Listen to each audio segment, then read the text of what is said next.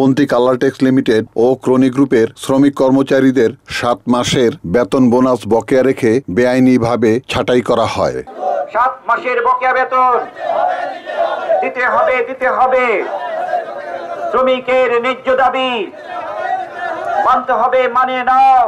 মঙ্গলবার প্রতিষ্ঠানের শ্রমিক কর্মচারী বৃন্দ শ্রম আইন অনুযায়ী 7 মাসের বকেয়া বেতন বোনাস সহ সকল পাওনা আদায়ের দাবিতে জেলা প্রশাসকের কার্যালয়ের সামনে মিছিল করে।